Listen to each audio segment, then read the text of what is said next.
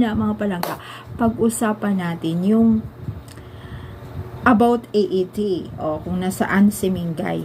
Ngayon, yan na nga, diba, nagkukortihan sila, talagang kinakaso nila dahil yung trademark nga na Itbulaga ay gustong bawiin ng mga TVJ. So, ngayon, nanalo na po sila. Pinaburan sila na sa kanila talaga yung trademark na Itbulaga. Dahil 1979 po pala nag-umpisa yan. Tapos, umpisa talaga yan. Siyempre, ang nagpapangalan daw yan si Joey De Leon. So, wala pa yung tape, wala pa yung halos host. 1981, basta, sila daw talaga. Wala pa yung tape ha, hindi pa humawak si halos host doon. Sila talaga. So, kaya nga, kinuha nila yun. Yan na naman ang pinag-awayan. Ngayon, nanalo na po sila.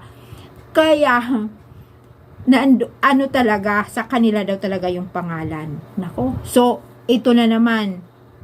Sumagot na naman yung mga halusos, yung sa Channel 7 na paglalaban daw nila, na sa kanila daw talaga yon yung trademark. Kasi, sila naman ang nagbabayad.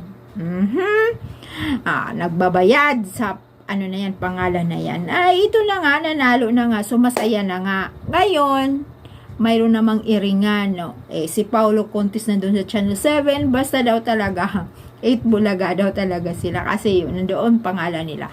Ngayon, sumagot naman si Joey. Alam nyo naman po, si Joey, Sir Joey De Leon, hindi talaga yan magpapatalo. Talagang, magpaparinig talaga yan. Talagang sumasagot, ilalagay pa niya sa kanyang Twitter account, or saan, kung anong account yan sa social media, basta talagang magpaparinig siya, sasagot talaga siya, mahilig talaga yan. Na magrespeto naman daw, si respeto naman daw, kahit nga si Maine, nagpo-post na rin sa kanyang accounts na sa friend, masaya sila dahil nanalo sa kanila daw talaga yung trademark na yan. Titingnan na lang natin kung hanggang talaga saan ang mga iringan na yan, diba?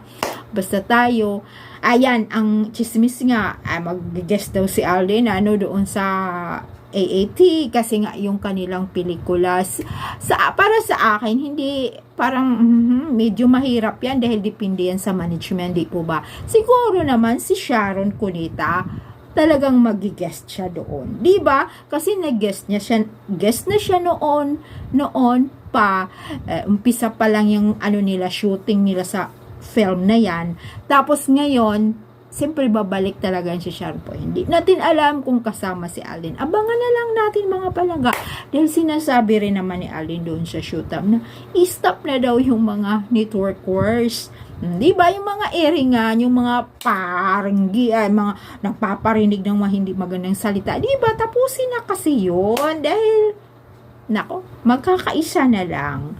Ayan po ang ating update. Titingnan na lang natin kung mag-guest talaga si Alden Richards sa AAT.